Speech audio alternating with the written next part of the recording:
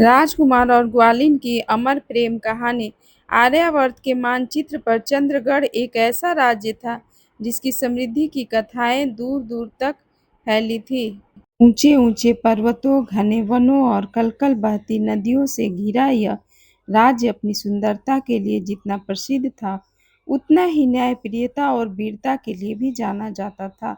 चंद्रगढ़ के राजा वीरभद्र अपनी प्रजा के लिए एक आदर्श शासक माने जाते थे और उनके इकलौते पुत्र राजकुमार वीरेंद्र राज्य के भावी उत्तराधिकारी थे। वीरेंद्र केवल शस्त्र विद्या में ही निपुण नहीं थे, बल्कि उनका व्यक्तित्व किसी ऊंचे पर्वत की तरह अडिग और गंभीर था।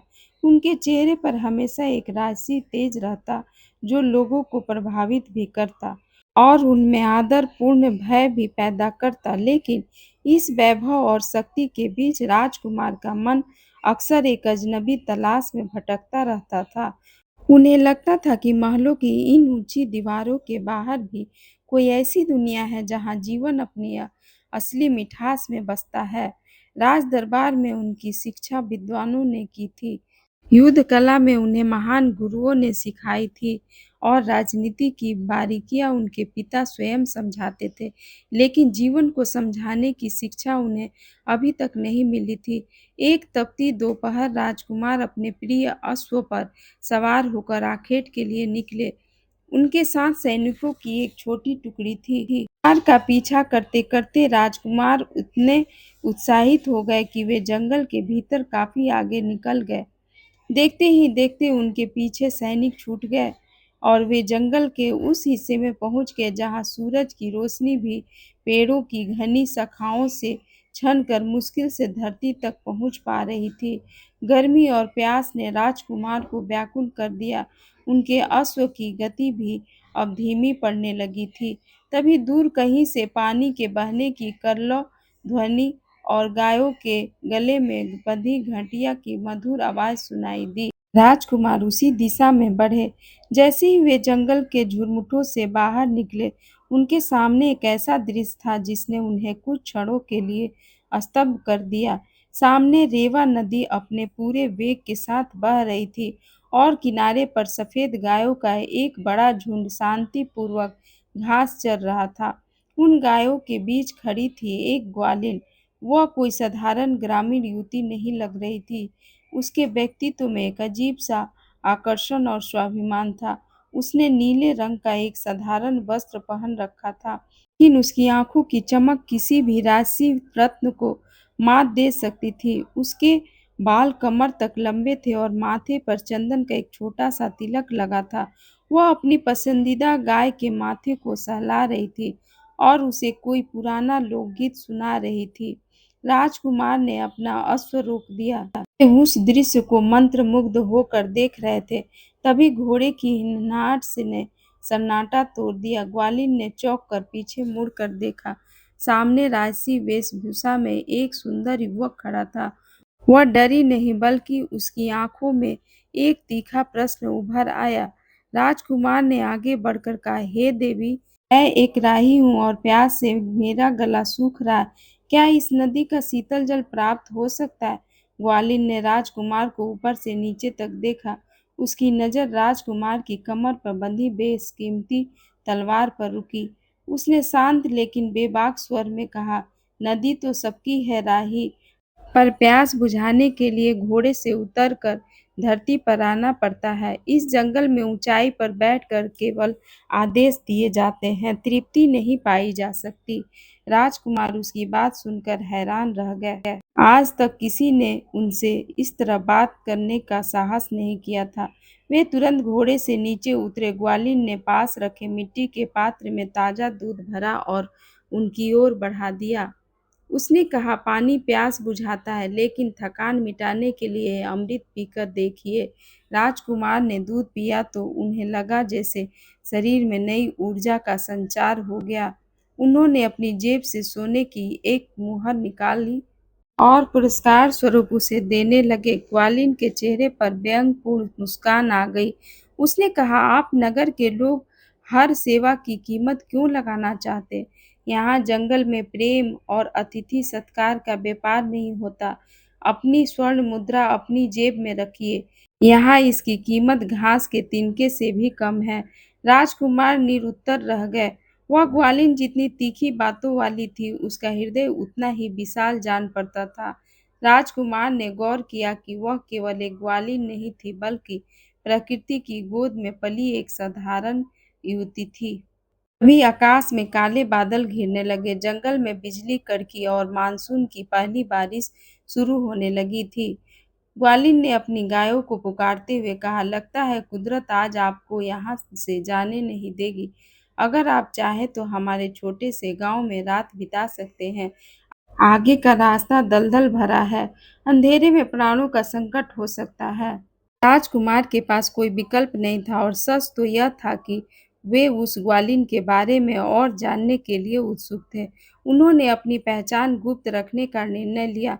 मैं वीरेंद्र हूँ, एक साधारण सैनिक। उन्होंने झूठ कहा। ग्वालिन ने आत्मविश्वास से उत्तर दिया, और मैं मृदा हूँ। चलिए, मेरे बापू इंतजार कर रहे होंगे। बारिश की पहली बूंदें मिट्टी पर गिरी और चारों ओर सौंधी महक फैल गई। राजकुमार उस ग्वालिन के पीछे पीछे गांव की ओर चल पड़े। उन्हें नहीं पता था कि जिस पगडंडी पर वे चल रहे थे, वही उनके जीवन के सबसे बड़े युद्ध और सबसे बड़े प्रेम की शुरुआत बनने वाली थी। घने बादलों ने आसमान को पूरी तरह घेर लिया, और देखते ही देखते मूसलाधार बारिश शुरू हो गई। राजकुमार, जो अब तक मालों के झरोखों से बारिश का आनंद ले रहे थे, पहली बार प्रकृति के इस रौद्र का सुंदर रूप के बीच खड़े थे।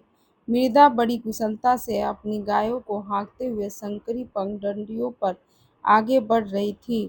उसके पैरों में कोई कीमती जूता नहीं था, फिर भी वह कीचड़ और पत्थरों के बीच ऐसे चल रही थी मानो वह जंगल की रानी हो। उसने पीछे मुड़कर पुकारा, जल्दी चलिए वीरेंद्र। राजकुमार ने मुस्कुराते हुए अपने अश्व की लगाम खींची और उसके पीछे हो लिए। कुछ ही देर में वे छोटे से गांव की सीमा में पहुंचे। वहां मिट्टी की सौंधी खुशबू, जलते हुए उपलों का धुआं और बारिश से भीगी धरती की ठंडी हवा वातावरण में खुली हुई थी। मृदा एक साफ सुथरे आंगन वाली कुटिया के सामने रुकी।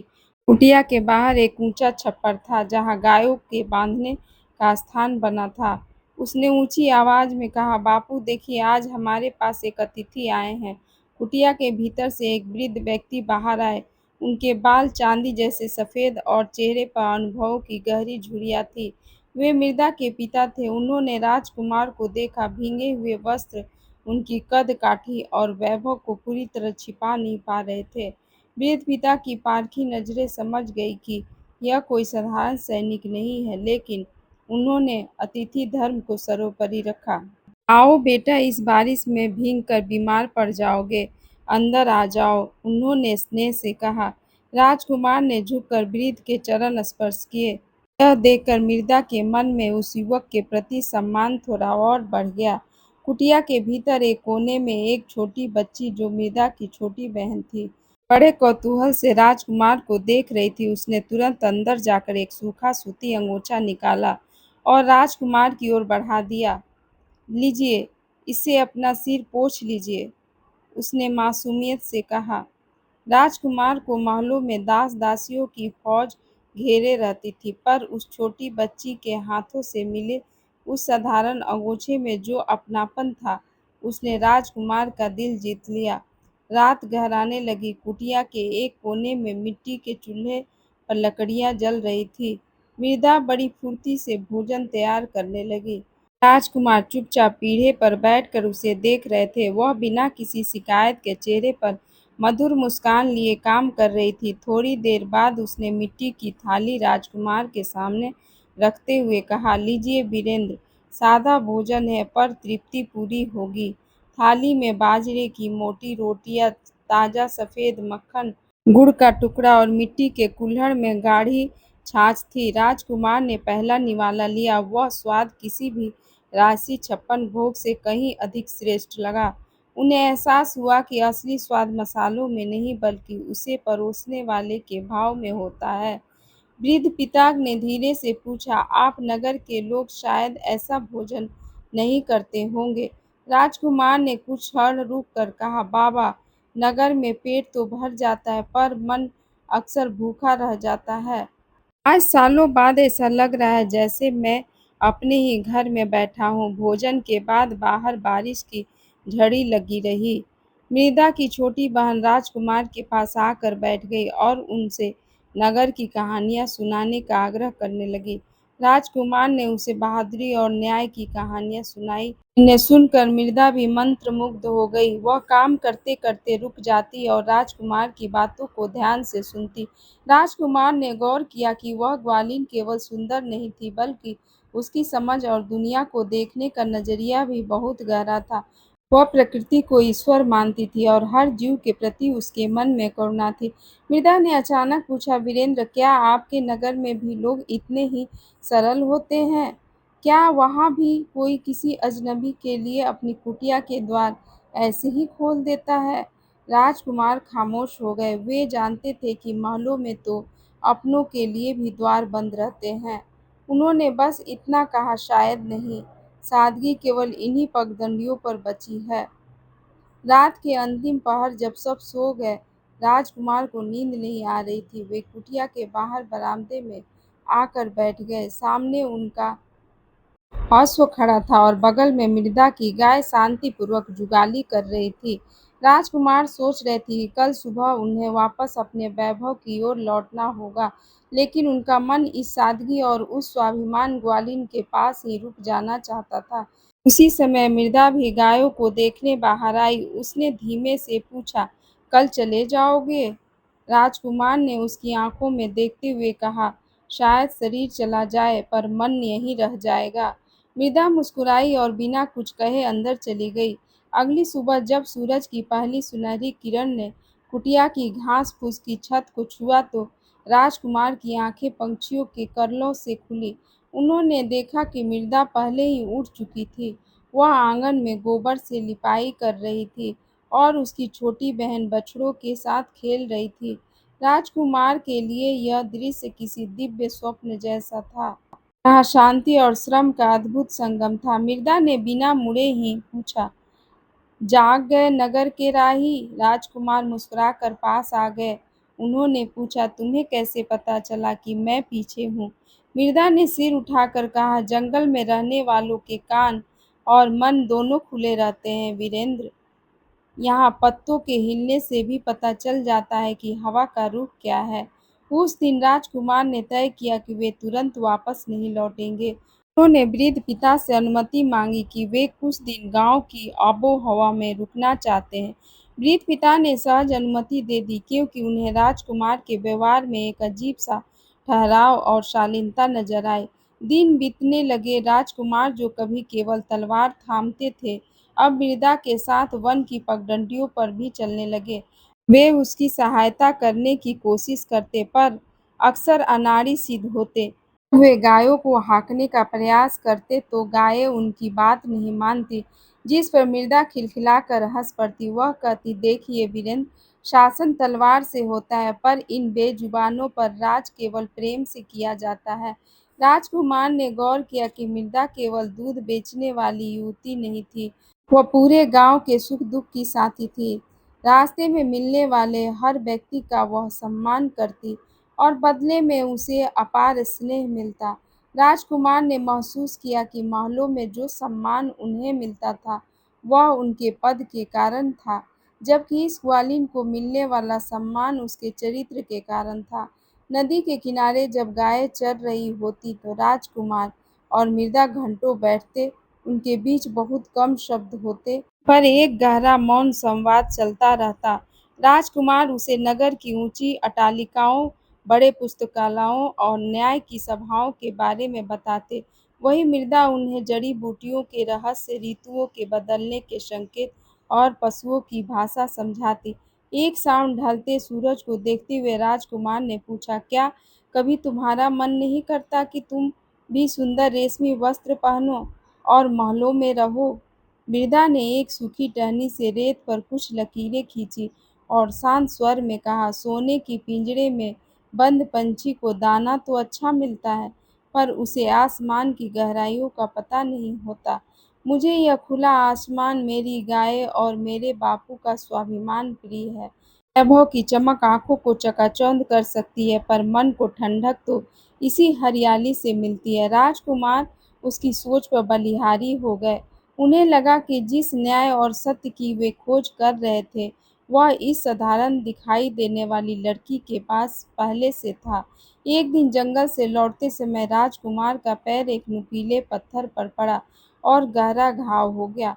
उन्होंने उफ तक नहीं की, लेकिन मृदा तुरंत व्याकुल हो गई। उसने बिना संकोच अपनी ओढ़नी का एक सिरा फाड़ा, जंगल से कुछ पत्तियां तोड़ी, उन्हें रगड़ा और राजकुमार के घाव पर लेप लगाकर पट्टी बांध दी। उसने चिंता से पूछा, आपको दर्द नहीं होता क्या?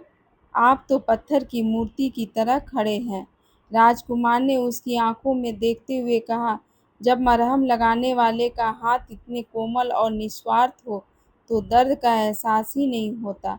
उस क्षण दोनों के बीच एक अनकहा रिश्ता और गहरा हो गया। वृद्धा की आंखों में पहली बार लज्जा मिश्रित चमक आई और उसने तुरंत नजरें फेर ली। राजकुमार समझ गए कि यह केवल मित्रता नहीं थी, यह दो अलग-अलग संसारों का मिलन था। उन्हें नियति की डोर ने बांध दिया था, लेकिन राजकुमार के मन में द्वंद्व चल रहा था। उन्हें पता था कि वे केवल वीरेंद्र नहीं, बल्कि चंद्रगढ़ के भावी राजा हैं।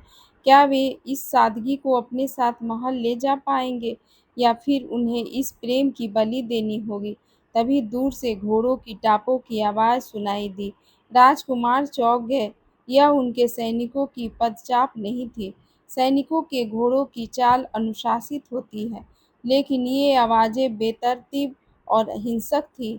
मृदा ने भी खतरे को भांप लिया। उसने गायों को सुरक्षित झाड़ियों की ओर हाँकना शुरू किया। वह फुसफुसाई, वीरेंद्र, ये शिकारी नहीं हैं, ये कालिया और उसके लुटेरे हैं। वे अक्सर आसपास के गांवों को लूटते हैं, पर आज वे इस ओर कैसे आ गए? राजकुमार ने अपनी तलवार की मूठ पर हाथ रखा। उनकी नसें तन गईं। उन्होंने देखा कि लगभग 10-12 नकाबपोश लुटेरे हाथों में तलवारें और मशालें लिए गांव की ओर बढ़ रहे थे। उनका सरदार एक विशालकाय और डरावना व्यक्ति था, जिसकी एक आंख के ऊपर गहरा घाव था। राजकुमार ने मृदा से कहा, तुम तुरंत गांव जाओ और अपने बापू और छोटी बहन को लेकर जंगल की गुफा में छिप जाओ। मृदा ने हैरानी से उन्हें देखा। और तुम अकेले इनका सामना कैसे करोगे? वे संख्या में बहुत अधिक हैं। राजकुमार की आंखों में वही राजसी चमक लौट आई थी, जिसे उन्होंने अब तक छिपा कर रखा था। उन्होंने दृढ़ स्वर में कहा, मृदा, मैंने कहा था न जाओ, मुझ पर विश्वास रखो। मृदा एक पल के लिए रुकी, फिर उसके दृढ़ निश्चय को देखकर गांव की ओर दौड़ पड़ी। उसे अपने परिवार को बचाना था। इधर लुटेरे गांव के मुहाने पर पहुंच चुके थे। वे चिल्ला रहे थे और झुपड़ियों में आग लगाने की धमकी दे रहे थे। गांव वाले डर के मारे अपने घरों में दुबक गए। तभी एक शांत लेकिन गरजती हुई आवाज गूंजी, जिसे गांव चाहिए, उसे पहले मुझसे गुजरना होगा। लुटेरे ठिठक गए। मशालों की रोशनी में उन्होंने एक युवक को देखा, जिसके हाथ में तलवार थी। कालिया ने ठहाका लगाया, अकेला आदमी हमें रोकेगा? राजकुमार ने उत्तर दिया, अकेला वह होता है जिसके साथ सत्य न हो। कालिया ने अपने आदमियों को आगे बढ़ने का संकेत दिया। अगले ही क्षण कई तलवारें हवा में चमकी। राजकुमार ने ऐसी फुर्ती से वार रोके कि लुटेरों को समझ ही नहीं आया कि उनके सामने कौन खड़ा है। वे वर्षों से राजगुरु से युद्ध कला सीख चुके थे। उनकी तलवार हवा को चीरती हुई चलती थी और हर वार सोच समझकर किया जाता था। कुछ ही क्षणों में कई लुटेरे पीछे हट गए। कालिया की आंखें सिकुड़ गईं। उसने ध्यान से राजकुमार की तलवार देखी। तलवार की मुठ पर चंद्रगढ़ के राजवंश का विशेष चिन्ह बना था। कालिया के चेहरे का रंग बदल गया। उसने मन ही मन सोचा, यह साधारण सैनिक नहीं हो सकता, लेकिन इससे पहले वह कुछ समझ पाता। राजकुमार ने उसे पीछे हटने पर मजबूर कर दिया। तभी पीछे से मृदा की आवाज आई, वीरेंद्र। राजकुमार ने पलटवार देखा। मृदा अपने बापू और छोटी बहन के साथ खड़ी थी। उसके हाथ में एक पुरानी लकड़ी की लाठी थी। उसके पिता ने दृश्य देखा तो उनकी आंखों में चिंता के साथ एक और भावना उभरी, पहचान की। उन्होंने धीरे से कहा, बेटा, अब छिपाने को कुछ नहीं बचा। राजकुमार कुछ कह पाते उससे पहले दूर से घोड़ों की तेज टापें सुनाई दी। इस बार आवाज अनुशासित थी। चंद्रगढ़ के सैनिक गांव में पहुंच चुके थे। उनके आगे सेनापति अजय सिंह थे। उन्होंने राजकुमार को देखते ही घोड़े से उतरकर सिर झुका दिया। महाराज कुमार! यह सब सुनते ही पूरा गांव स्तब्ध रह गया। मृदा के हाथ से लाठी छूटते छूटते बची। उसने वीरेंद्र की ओर देखा, जिस युवक को वह अब तक एक साधारण सैनिक समझ रही थी, वह चंद्रगढ़ का राजकुमार था। राजकुमार ने उसकी आंखों में उठे प्रश्न को पढ़ लिया। वे उसके पास आए और बोले, मृदा, मैं तुमसे सच कहना चाहता था, लेकिन मुझे डर था कि अगर तुमने मुझे राजकुमार समझ लिया तो तुम्हारा व्यवहार बदल जाएगा। मृदा कुछ क्षण चुप रही, फिर उसने शांत स्वर में कहा, तुमने झूठ कहा था वीरेंद्र। राजकुमार ने सिर झुका लिया। हाँ, मृदा ने फिर पूछा, लेकिन जो दिन तुमने मेरे साथ बिताए, क्या वे भी झूठ थे? राजकुमार ने तुरंत उसकी आंखों में देखते हुए कहा, नहीं, मेरे जीवन में शायद पहली बार कुछ भी झूठा नहीं था। मृदा की आंखों में आंसू भर आए, लेकिन उसने उन्हें गिरने नहीं दिया। वह मुड़ी और अपनी कुटिया की ओर चली गई। राजकुमार उसके पीछे जाना चाहते थे, पर वृद्ध पिता ने उनका हाथ रोक लिया। उसे थोड़ा समय दो बेटा। सत्य का बोझ अचानक सामने आ जाए तो मन को संभालने में समय लगता है। राजकुमार ने सिर झुका लिया। उस रात वे पहली बार अपने राजसी वस्त्रों में वापस गांव में बैठे, लेकिन उन्हें लगा जैसे वे पहले से अधिक अकेले हो गए हों। अगले दिन चंद्रगढ़ के सैनिक राजकुमार को वापस महल ले जाने के लिए तैयार थे। जाने से पहले राजकुमार मृदा के पास पहुंचे। वह गायों को चारा दे रही थी। उन्होंने कहा, मृदा, मैं लौट कर आऊंगा। मृदा ने उनकी ओर देखे बिना ही कहा, राजकुमारों को लौटने की राह में बहुत से राज दरबार होते हैं। ग्वालिनों की राह में केवल पगडंडियां होती है। राजकुमार ने कहा, अगर मेरा मन तुम्हारे पास है तो रास्ता चाहे जितना लंबा हो, मैं लौटूंगा। मृदा ने पहली बार उनकी ओर देखा। मन की बात कहना आसान है वीरेंद्र, उसे निभाना कठिन।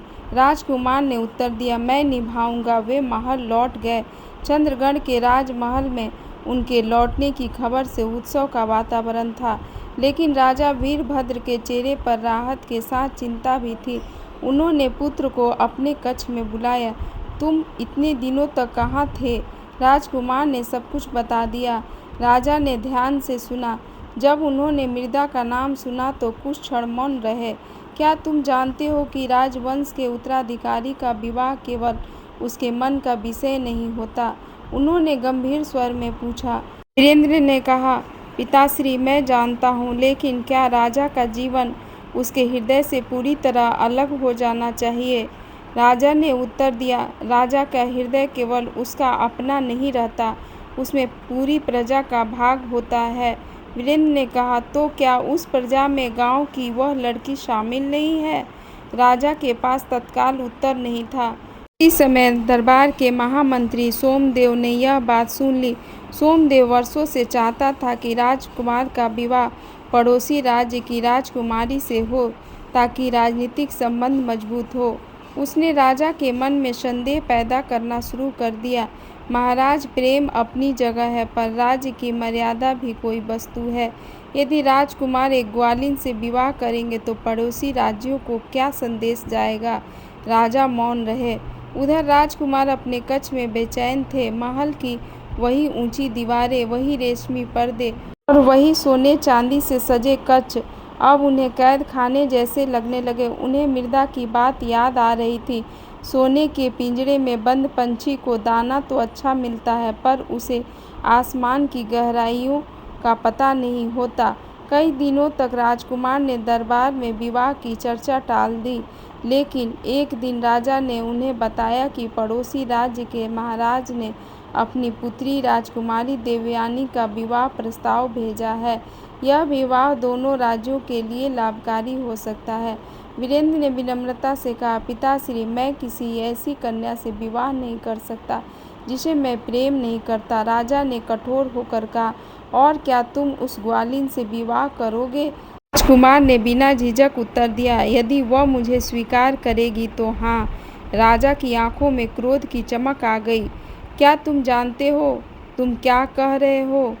हाँ पिताजी, मैं पहली बार अपने जीवन का सबसे कठिन निर्णय समझकर कर रहा हूँ। राजा ने उसी क्षण उन्हें कुछ दिनों के लिए राजकार्य से दूर रहने का आदेश दे दिया, लेकिन राजमहल की राजनीति यही समाप्त नहीं हुई। महामंत्री सोमदेव ने गुप्त रूप से कालिया के लोगों से संपर्क किया था। उसका उद्देश्य था मृदा के गांव को डराकर उस परिवार को चंद्रगढ़ की सीमा से दूर कर देना। उसे लगा था कि यदि मृदा स्वयं राजकुमार से दूर हो जाएगी तो समस्या समाप्त हो जाएगी, लेकिन सोमदेव यह नहीं जानता था कि कालिया के पास एक और रहस्य था। कई वर्षों पहले वही कालिया राजकीय सेना का सैनिक रह चुका था और उसने राज्य के गुप्त रास्तों तथा खजानों की जानकारी चुराई थी। अब वह केवल गांव लूटने वाला डाकू नहीं था, बल्कि राज्य की सुरक्षा के लिए एक बड़ा खतरा बन चुका था। एक रात मृदा के गांव पर फिर हमला हुआ। इस बार लुटेरे पहले से अधिक संख्या में थे। वृद्ध पिता ने मृदा और उसकी छोटी बहन को जंगल की गुफा में भेज दिया। गाँव वालों ने भी मिलकर उसका सामना किया, लेकिन लुटेरे बहुत अधिक थे। तभी अचानक गांव के पास से सैनिकों का दल पहुंचा। उसके साथ स्वयं राजकुमार वीरेंद्र थे। वे अपने पिता की अनुमति के बिना निकल आए थे, क्योंकि उन्हें एक गुप्त संदेश मिला था कि गांव पर हमला होने वाला है। उन्होंने देखा कि कई झोपड़ियां अस्त व्यस्त हो चुकी थी और गांव वाले भयभीत थे। मृदा ने उन्हें देखते ही कहा, तुम फिर आ गए। राजकुमार ने मुस्कुराकर कहा, मैंने कहा था ना लौटूंगा। इस बार दोनों के बीच कोई छल नहीं था। वीरेंद्र ने गांव की रक्षा के लिए सैनिकों को चारों ओर तैनात किया। कालिया अपने साथियों के साथ भागने की कोशिश करने लगा, लेकिन राजकुमार ने उसका पीछा किया। जंगल के भीतर दोनों का सामना हुआ। कालिया ने तलवार उठाते हुए कहा, राजकुमार, तुम्हें पता भी नहीं है कि तुम्हारे महल के भीतर कौन तुम्हारा दुश्मन बैठा है। वीरेंद्र चौंके। इसकी बात कर रहे हो? कालिया हंसा। जिससे तुम अपना सलाहकार समझते हो, वही तुम्हें उस ग्वालिन से अलग करना चाहता है। राजकुमार ने पूछा, सोमदेव? कालिया ने उत्तर दिया, हाँ। उसने मुझे आदेश दिया था कि लड़की और उसके परिवार को इस जंगल से हमेशा के लिए हटा दो। राजकुमार को विश्वास नहीं हुआ। उन्होंने कालिया को पकड़कर सैनिकों के हवाले कर दिया और महल लौटे। राजा के सामने उन्होंने पूरी बात रखी। राजा ने तुरंत गुप्त जांच का आदेश दिया। कुछ ही दिनों में प्रमाण सामने आ गए कि महामंत्री सोमदेव ने वास्तव में कालिया से संपर्क किया था। सोमदेव को दरबार में बुलाया गया। उसने पहले सब कुछ नकार दिया, लेकिन जब उसके सामने प्रमाण रखे गए तो उसका चेहरा उतर गया। राजा ने कठोर स्वर में पूछा, तुमने अपने ही राज्य की प्रजा के विरुद्ध षड्यंत्र क्यों किया? सोमदेव ने कहा, मैंने राज्य की प्रतिष्ठा बचाने के लिए यह किया। राजा ने उत्तर दिया, जो प्रतिष्ठा निर्दोषों के आंसू पर खड़ी हो, वह प्रतिष्ठा नहीं अहंकार है। सोमदेव को पद से हटा दिया गया और उसके अपराधों की जांच शुरू हुई। इस घटना के बाद राजा वीरभद्र के मन में बहुत कुछ बदलने लगा। उन्होंने पहली बार समझा कि उसका पुत्र जिस लड़की से प्रेम करता है, वह केवल राजकुमार की पसंद नहीं, वह एक ऐसी युवती है जिसमें साहस, करुणा, बुद्धि और स्वाभिमान है। राजा स्वयं मृदा के गांव पहुंचे। उनके आने की खबर से पूरा गांव घबरा गया। मृदा के पिता ने हाथ जोड़कर उनका स्वागत किया। राजा ने कहा, आज मैं राजा बनकर नहीं, एक पिता बनकर आया हूँ। वृद्ध ने चकित होकर उनकी ओर देखा। राजा ने कहा, मैंने तुम्हारी बेटी को केवल एक ग्वालिन समझने की भूल की, लेकिन अब समझ रहा हूँ कि मनुष्य की ऊंचाई उसके जन्म से नहीं, उसके कर्म से होती है। मृदा सामने आई। राजा ने पूछा, यदि तुम्हें राजमहल में जाना पड़े तो क्या तुम अपनी सादगी छोड़ दोगी? मृदा ने शांत स्वर में कहा, महाराज, यदि महल में जाने का अर्थ अपने बापू, अपनी मिट्टी और अपने स्वाभिमान को छोड़ना है, तो मैं महल नहीं जाऊंगी। लेकिन यदि महल में भी मुझे वहीं रहने दिया जाए जो मैं हूँ, तो मैं वहाँ भी सेवा कर सकती हूँ। राजा की आंखों में संतोष उभरा। उन्होंने कहा, यही उत्तर सुनना चाहता हूँ। फिर उन्होंने वीरेंद्र को बुलाया और कहा, पुत्र, मैंने तुम्हें राज्य चलाने की शिक्षा दी थी, लेकिन तुम्हें जीवन जीना इस लड़की ने सिखाया है। यदि तुम दोनों एक दूसरे को सम्मान दे सकते हो तो मुझे इस विवाह से कोई आपत्ति नहीं। वीरेंद्र की आंखें खुशी से भर आई, लेकिन कहानी में अभी अंतिम परीक्षा बाकी थी।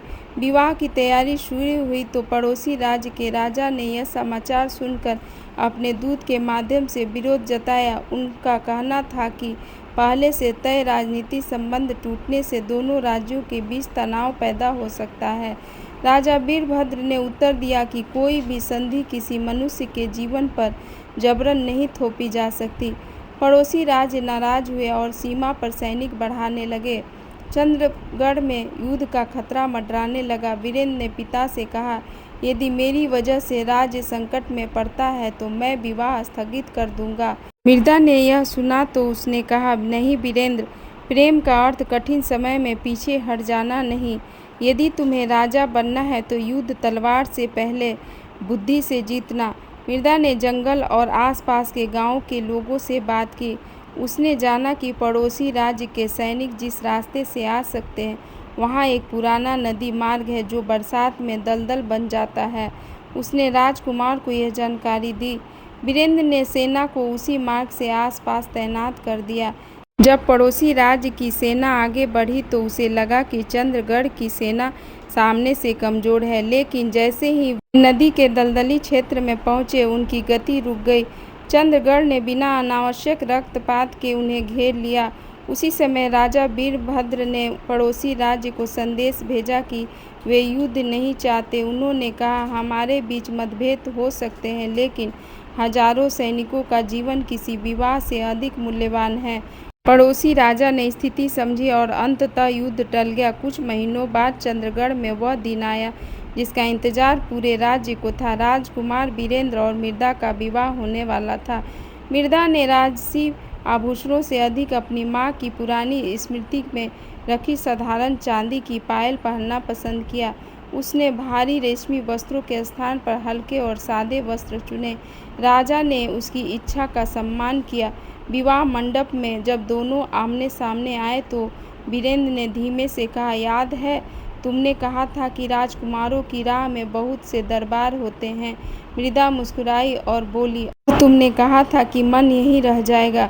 वीरेंद्र ने कहा, आज मेरा मन ही नहीं, मेरा पूरा जीवन तुम्हारे पास है।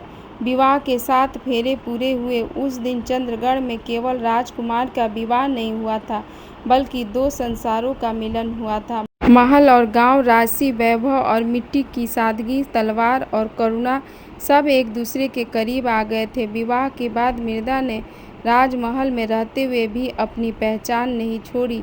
उसने महल के भीतर एक छोटा सा उद्यान बनाया जहां गांवों से लाई गई औषधि वनस्पतियां उगाई जाती थी। उसने राजमहल की रसोई में अनाज की बर्बादी रोकने का नियम बनाया।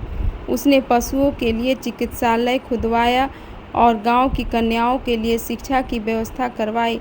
धीरे धीरे पूरे राज्य में लोग उसे केवल राजकुमार की पत्नी नहीं बल्कि अपनी रानी के रूप में सम्मान देने लगे। राजा वीरभद्र वृद्ध हुए तो उन्होंने राज्य की जिम्मेदारी वीरेंद्र को सौंप दी। राजा बनने के बाद वीरेंद्र ने सबसे पहले वही काम किया जिसकी शिक्षा उन्हें मृदा ने दी थी।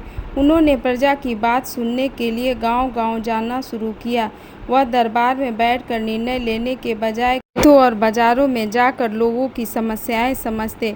मृदा उनके साथ रहती। एक दिन वही वृद्ध पिता, जिन्होंने कभी बारिश की रात एक अनजान युवक को अपनी कुटिया में आश्रय दिया था, राजमहल के प्रांगण में आए। राजा वीरेंद्र स्वयं आगे बढ़े और उनके चरणों में झुक गए।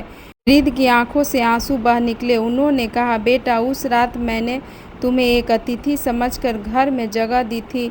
मुझे क्या पता था कि मेरे छोटे से घर में भविष्य का राजा बैठा है।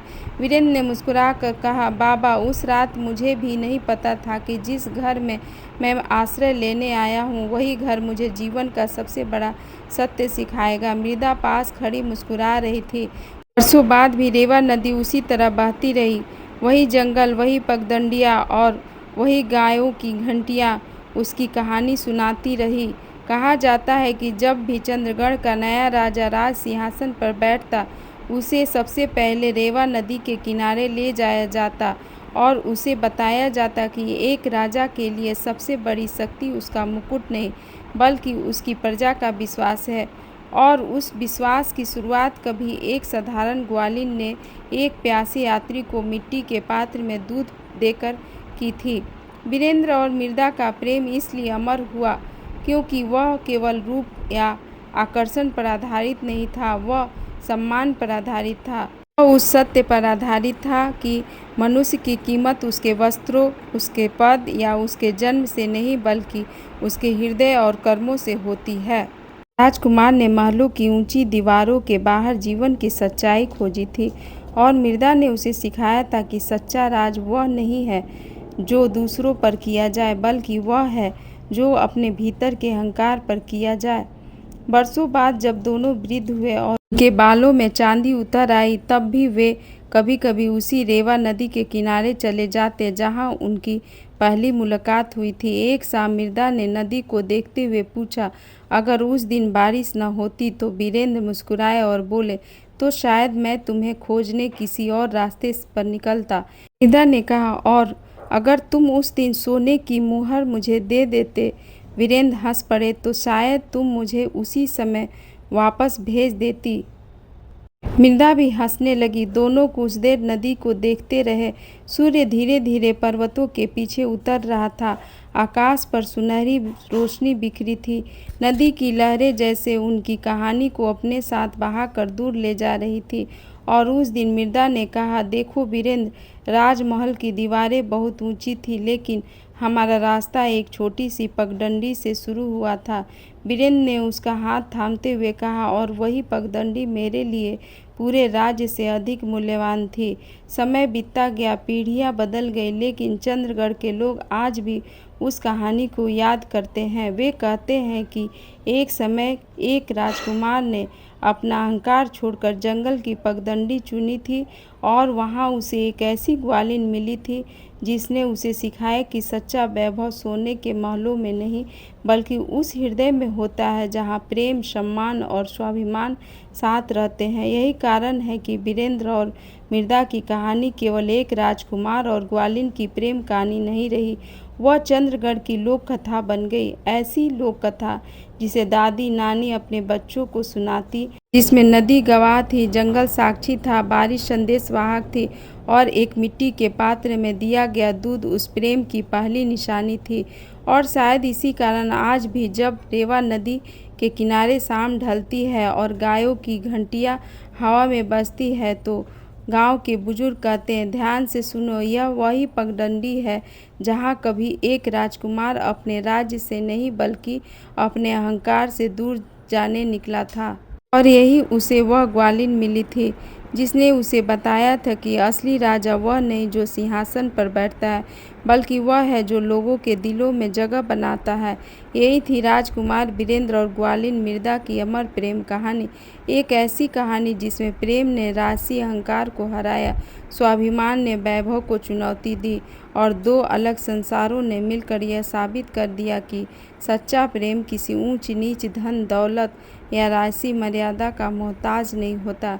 प्रेम यदि सच्चा हो तो वह जंगल की पगडंडी से शुरू होकर पूरे राज की कहानी बन सकता है।